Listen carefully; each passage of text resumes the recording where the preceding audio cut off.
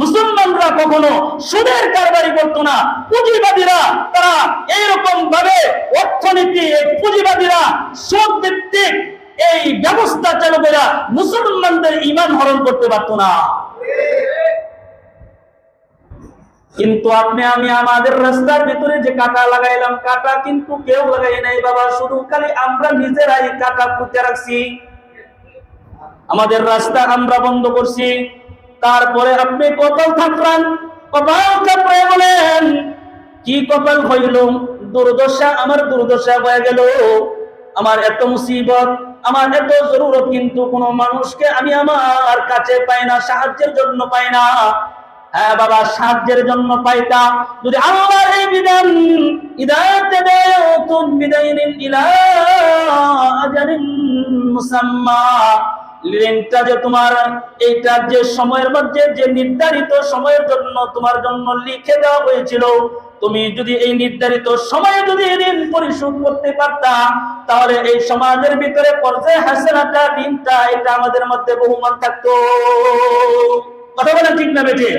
তাহলে যখন তুমি কাউকে ঋণের লেনদেন করবা, তখন অবশ্যই এটা তোমার খাতায় তুমি লিখে রাখবা কাতিবুন বিল আদল, এবং এমন একজন লেখককে দিয়া লেখবা যে লেখকটা ন্যায়পরায়ণ, যে লেখকটা সততার ভিতরে থাকে, যে লেখকটা আল্লাহর পরিচালিত পথে চলে, এমন একজন লেখক দিয়া লেখায় রাখবা। সুবহানাল্লাহ। যদি তুমি ঋণ দেওয়ার পরে যদি তুমি এটা লিখাইতে পারো, ফায়দা কি?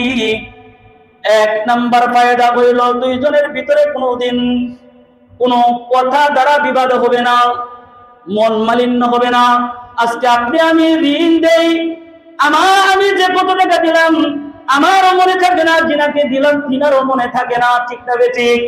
তখন দুইজনের ভিতরে কিন্তু বিবাদ সৃষ্টি হয়, কথাবার্তা সৃষ্টি হয়, মারামারি পর্যন্ত চলে যায়। কারো শরম থাকে না, বা একজনের শরম থাকে আর একজনের শরম থাকে না। যদি ৫,০০০ টাকা দেয় বলে আমি তোরা ২০,০০০ টাকা দিছি, নাহলে সাক্ষী আন, ঠিক না বেঠিক? এজন্য আল্লাহ পাক বলছেন, এক নম্বর যখন ঋণ দিবা তখন এটা তুমি লিখে রাখবা, ২ নম্বর হচ্ছে তুমি একজন সাক্ষী রাখবা। সুবহানাল্লাহ। তুমি তখন সাক্ষীর ব্যবস্থা কইরা দিবা। এই সাক্ষীর ব্যবস্থা আর যদি লিখে রাখো, তাহলে কোনদিন তোমাদের ভিতরে ঝগড়া ফাসাদ, টাকা পয়সা নিয়ে কোনদিন হানাহানি হবে না। সুবহানাল্লাহ বিহামদিহি। তাহলে একজন অপরজনকে তো আমরা এখন ঋণ দেই না, ঠিক না বেঠিক? কিন্তু আল্লাহ রাব্বুল আলামিন তিনি তো খুব সুন্দর করে আপনি আমাকে জানাইয়া দিবেন। আল্লাহ পাক বলেন সূরাতুল বাকারার 245 নম্বর আয়াত, আল্লাহ পাক বলেন, মাযাল্লাযী ইউকরিদুল্লাহা কারদান হাসানান ফায়ুদাইফাহু লাহু আদআফান কাসীরা ওয়াল্লাহু ইয়াকবিদু ওয়া ইয়াবসুতু ওয়া ইলাইহি তুরজাউন। আল্লাহ রাব্বুল আলামিন বলেন, মাযাল্লাযী ইউকরিদুল্লাহা কারদান হাসানা, কে এমন আছে যে আল্লাহ তাআলা কে ঋণ দিবে? সুবহানাল্লাহ। আর হুজুরে বলেন সুবহানাল্লাহ। তোমাদের মধ্যে কে এমন আছে ইউকরিদুল্লাহা কারদান হাসানা, আমি আল্লাহ তাআলা কে উত্তম ঋণ প্রদান করবে? তোমাদের মধ্যে কে আছো?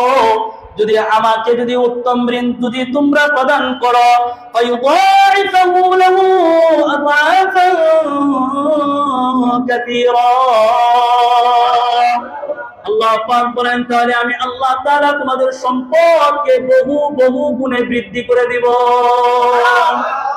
আল্লাহ তাআলাকে কেউ যদি কি দেয়? উত্তম ঋণ দেয়, উত্তম ঋণ দেয়, করদে হাসানা দেয়। আল্লাহ পাক বলেন আমাকে যদি তোমরা দাও, তাহলে আমি আল্লাহ তোমাদের সম্পদকে বহু গুণে বাড়ায় দিব। সুবহানাল্লাহ বলতেন না? তাহলে আল্লাহ তাআলাকে করদে হাসানা দেওয়ার মানে কি? আল্লাহ তাআলা কি কারো কাছ থেকে ঋণ নেয় নাকি? আল্লাহকে কেউ ঋণ দিবেন? আল্লাহ তাআলা কেন এই কথা বললেন, তোমাদের মধ্যে কে আছো আমাকে তোমরা উত্তম ঋণ দিবে? কে এমন ব্যক্তি আছো? এই আয়াতে মুফাসসিরিনে কেরাম তাফসীরের কিতাবের মধ্যে লেখেন, এই আয়াত দিয়ে আল্লাহ তাআলা বুঝাইছেন কোন দুর্বল মানুষ, কোন অসহায় মানুষ, কোন এতিম মানুষ, কোন এমন দরিদ্র মানুষ যে মানুষগুলোর চলাফেরা করতে অনেক কষ্ট হয়ে যায়, তোমার কাছে এসেছে করদে হাসানার জন্য, তুমি যদি তাকে ঋণ প্রদান করো, কর্জে হাসানা দাও, কর্জা দাও, তাহলে আল্লাহ তাআলাকে ঋণ দেওয়ার সওয়াব পাওয়া যাইবা। এটা আল্লাহকে দেওয়া। আপনি একজন দুর্বল মানুষ, অসহায় মানুষকে ঋণ দিলেন, এই ঋণ আল্লাহকে দেওয়ার মতোই। আর জোরে বলেন না। আপনি একজন অসহায় মানুষকে ঋণ দিলেন, এই ঋণটা বস্তুত আল্লাহকে দেওয়া। আর জোরে বলেন না সুবহানাল্লাহ। কারো বিপদে আপদে সাহায্য করা, এটা হচ্ছে আল্লাহ তাআলাকে ঋণ দেওয়ার শামিল। সুবহানাল্লাহ। আপনি